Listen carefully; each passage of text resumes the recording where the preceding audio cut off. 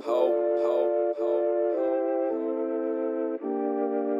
to the truth, nothing but the truth. Put my hands on the Bible, y'all point me to the booth. Sweating to the truth. Yo, what's going on with it, ladies and gentlemen and ladies? I hope y'all are doing good today, because I most certainly am.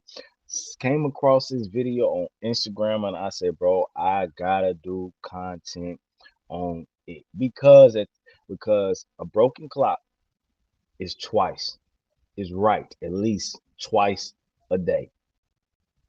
No matter what time it is right at least twice a day.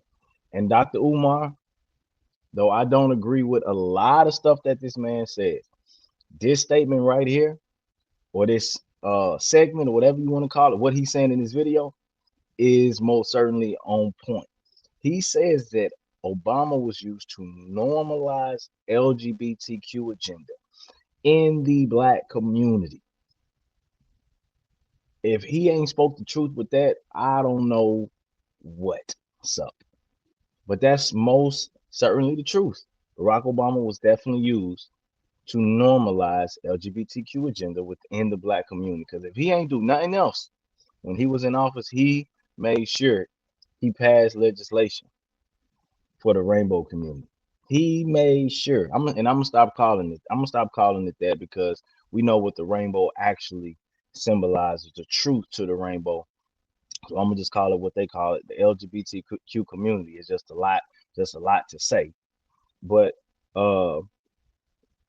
he did everything.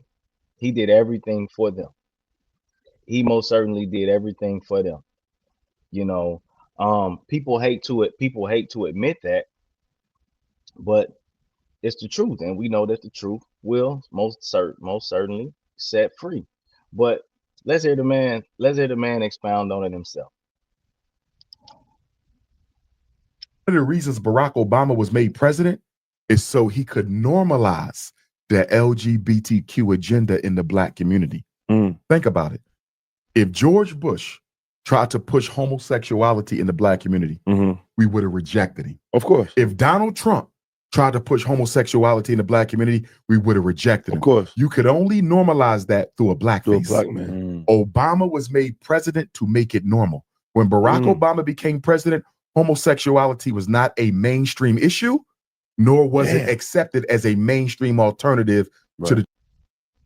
And I'll even say, bro, I never in a million years thought that LGBTQ, or homosexuality, whatever you want to call it, all that in one, would have been normalized within the black community the way that it was. But it actually became a thing, bro. Never in a million years would I thought that I would see gay rappers, because rappers, want to embody that manly macho figure. They don't want nothing soft or nothing gay, pink, anything that's associated with being feminine, or woman, emasculation, anything associated with that. They never wanted any of that stuff around them. And even today we still see it for the major, I ain't gonna say for the major part, but a lot of dudes still aren't acceptable of that. But it has become more mainstream in rap, which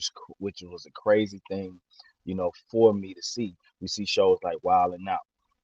You actually have the dudes on there who are more macho, who are more manly, or at least exude that, due to they rap. I'm gonna run up in your house and put the Glock to your mouth and this and that and the other thing. I'm not saying that that's manly, but I'm saying that these dudes portray the image of what you would call a real nigga, right? But what I'm saying is that they even address the trans dudes on there as women, which is crazy to me, bro. Which I never in a million years would have thought, because, bro, I'm not myself. I'm not about to play along with a dude and act like he's a woman. To me, that's slick gay. I just had to be honest, bro. I'm not gonna sit up here and be opening doors for you, and ma'am, and bro, no. That's no, bro. I'm not gonna play that. A woman is a woman and a man is a man, and it's simple as that. My wife is a woman. She's different than me. My mother is a woman. She's different than me. My sisters are women. They're different. than me. My aunties are women. My girl cousins are women. They're different than me, and we gonna keep that separation. You know what I'm saying? So I'm not gonna address you as if you're the weaker vessel, because you aren't. But we see that with a lot of rap dudes in mainstream society today, and bro, that's boggling to me that dudes would play alone, would play this game. You know what I'm saying? To the traditional family. I gotta look at By the time he left office in 08, they were completely running everything. That was and that if the you year? even disagreed with, I'm gonna give you an example. It is. I do You a might lot be of right. graduation speeches, right? At the June. Okay. Elementary school, middle school, high school. I normally do about 20 graduation speeches a season. Okay. Right? Okay.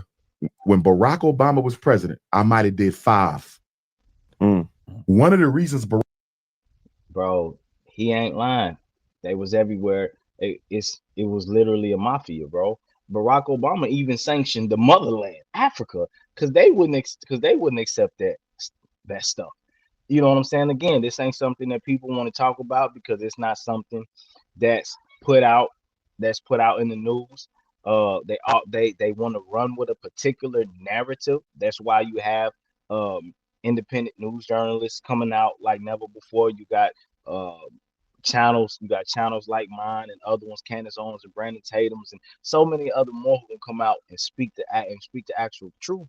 But yeah, that man put sanctions on Africa because they wouldn't accept that stuff, bro. The motherland where we all come from, who we supposed to pay homage and show appreciation towards, he put sanctions on them. He put sanctions on them because of that. So I mean, that just go to show who he really for and who he really not for.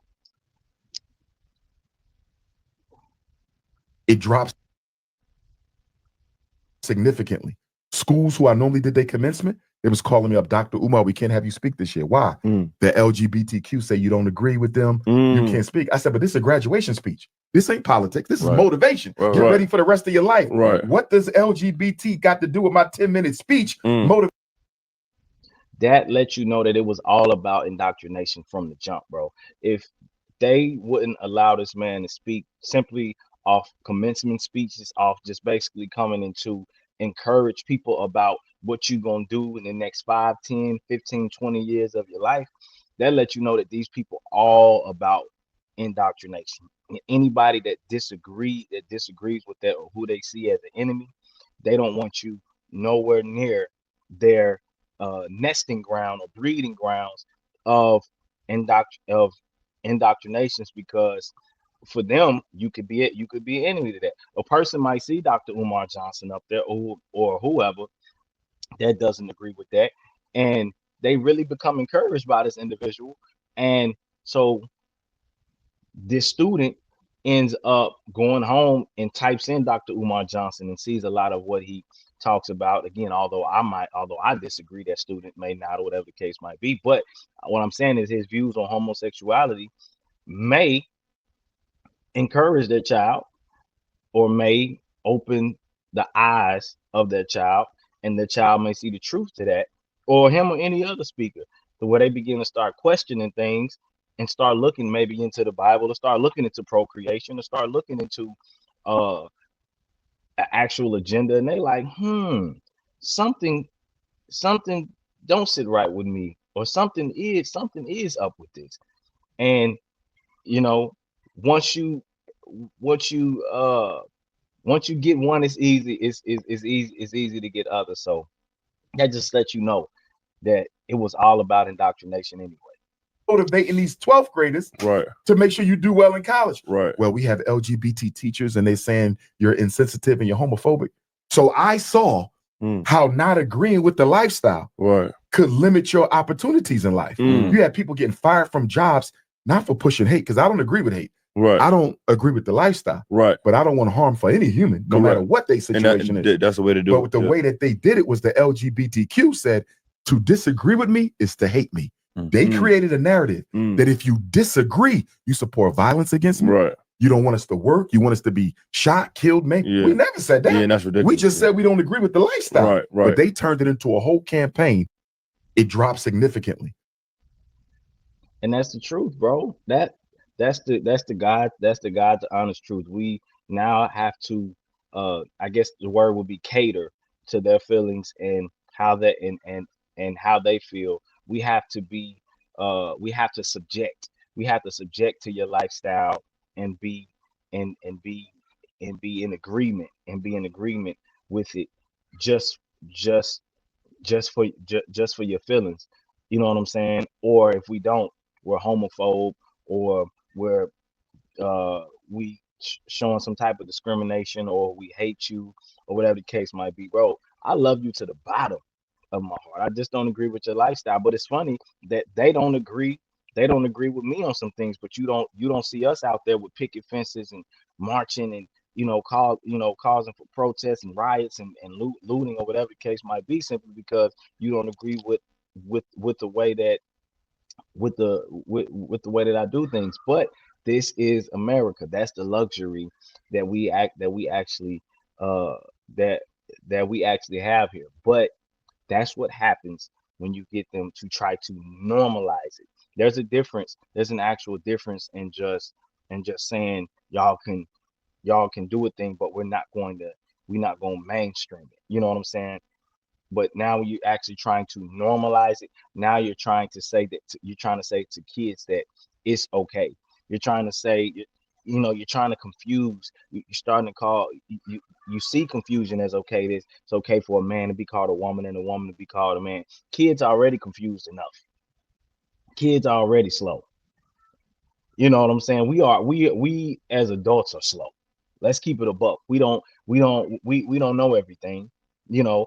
But and so why would you want to confuse kids even more by separating separating their biology, what they have from their feelings? That's a bad combination, bad recipe, and you encourage them to live in fantasy world. They already believe in Santa Claus. They already believe in monsters in the closet. They already think that they can eat candy all day. They think that it's fine not to brush their teeth. They don't want to take baths or showers for weeks. And it could be months if you let them, if you allow them.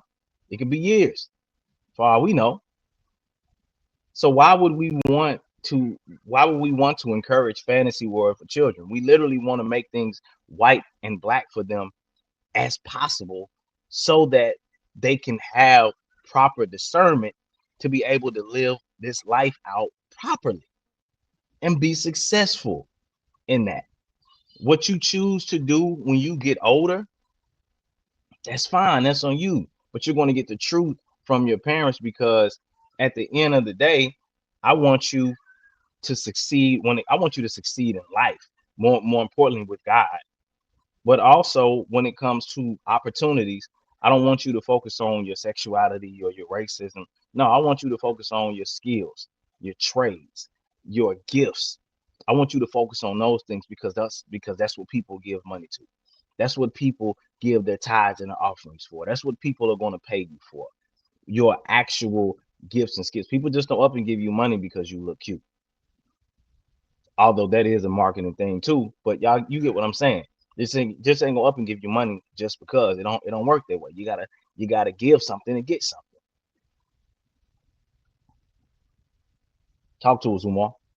Against anybody who disagree with it. And that's another reason why a lot of people didn't vote for Kamala Harris, black men, because they got tired of the effeminization, and then they took it to Africa. Obama started it. He went to Africa. He went to Liberia. He went to Rwanda, a couple other places. He said, if you don't legalize gay marriage, we cutting off your aid. Now, mind you, this is the oldest civilization on earth. Yeah, how are you going to go to the oldest people in the world and say, if you don't legalize same-sex marriage, we're going to cut your aid off? So that rubbed a lot of people the wrong way, because you don't go to Africa to help. You go to force this. He did that for her? Yes, he did. And then Kamala Harris did it. She did it. They all did it. So a lot of us, especially the Pan-Africanists, be like, nah, we can't support that type of a lifestyle. So I think a lot of people got tired of all these rogue agendas of the Democratic Party. And I'm going to be honest with you, out of all of them, I think it was the transgenders participating in against anybody who disagrees. And now see, I didn't know that even Kamala participated in that as well. But I told you he's sanctioning people. As he said, cut them off from aid because they didn't agree with their lifestyle. They didn't agree with their lifestyle. So we talking about the oldest continent on the planet where life potentially started. Um, the motherland. The people who you supposed to be helping, supposedly, according to what the blacks say, and Democrats. You always talk about the marginalized. They're the party of the marginalized, the disenfranchised, and the oppressed, right? The victimized and all of that. But those very people that you're supposed to help, supposed to be helping, who are that? Who, or at least paint this picture of for us here in America, because that's all we think about as people in Africa is the feed a child, feed a child foundation. That's all we think about when it comes to Africa. So you literally cut those people off from aid, not because they're aiding another country who's at war against us, or not because they declare that they're enemies of the USA or any other vile thing that could be detrimental to us. You cut off aid from them because they didn't accept LGBTQ, and black people call this man a savior.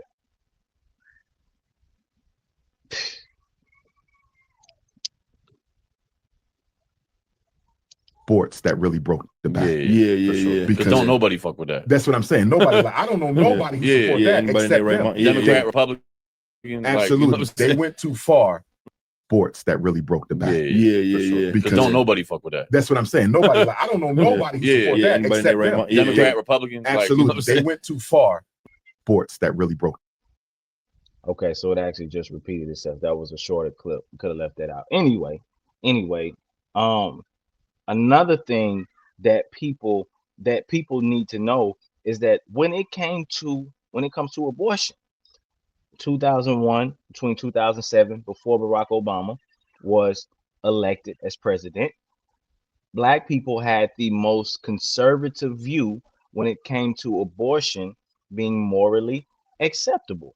Black people were at 31%, right? Non-blacks were at 41%, right?